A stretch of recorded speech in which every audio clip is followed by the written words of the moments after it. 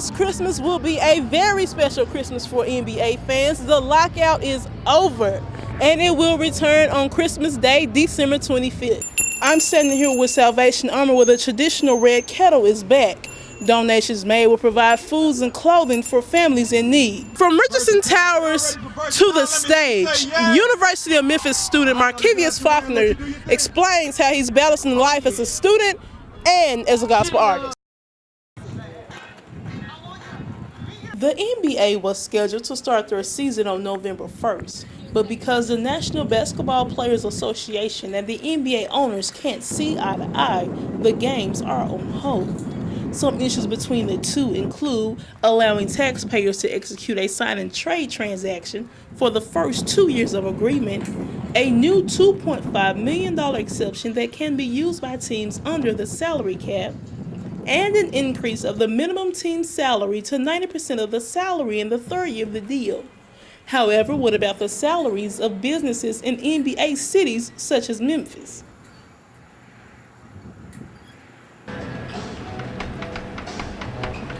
The doors are locked, the box office is closed, and the players are not the only ones affected by the NBA lockout. Even though every time they play, it's not like I'm packed, but every time they play, there's a lot more people down here than normal. Due to the lockout, downtown business owners are noticing a decrease in sales. Chef Billy at Johnny G's Creole Kitchen says, We've seen a significant drop in sales. This is NBA town, especially downtown. It affected our numbers. But this lockout is not only affecting the downtown area, it is also affecting the entire city. If the 2011-2012 season is canceled, taxpayers would be left with an estimated $18 million bill in bond payments for the FedEx Forum and other city expenses. I'm Danielle Warburn, downtown Memphis, Inside News.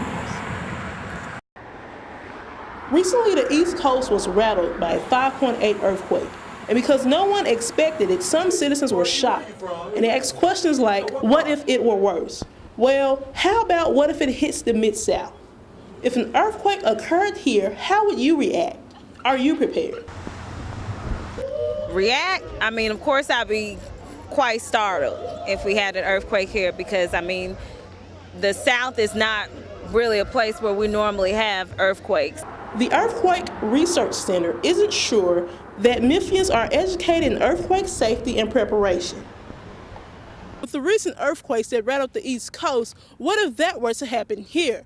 I went out to ask Mid-Southerners how aware they were when it came to earthquake preparation. It devastated myself, but compared to the whole city whole, I think everybody would be devastated, and I don't think as a whole we are prepared for that because we're not so used to having an earthquake here. Currently, there is construction on the Hernando de Soto Bridge and the Pyramid. However, what will happen to the other buildings in downtown Memphis? Will they crumble or will they continue to stand tall? Only time will tell. Danielle Wilburn, downtown Memphis, Insight News.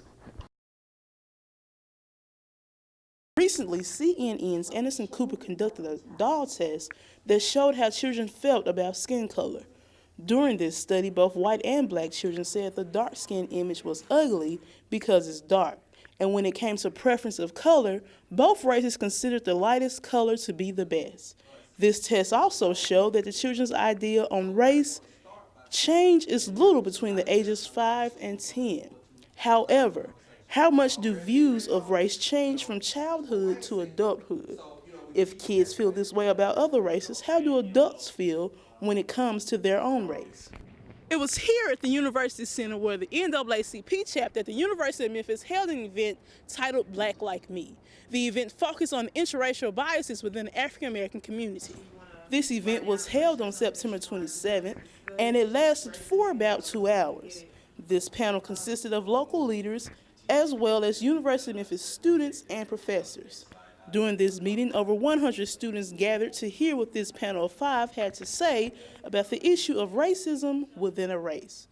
Author Marcus Matthews said this discussion should not be necessary. I said it at the beginning. I'm glad we're holding the conversation, but I'm sad that we have to. We shouldn't have to hold the conversation. We don't want to have to say, you know, we got to get past this issue. But until we get past it, we're going to have to hold a conversation. Although a program such as this may be irrelevant to some, the fact is dark skin versus light skin has been an issue for some time. But will these biases continue to divide the African American community? Danielle Wilburn, University of Memphis, Insight News.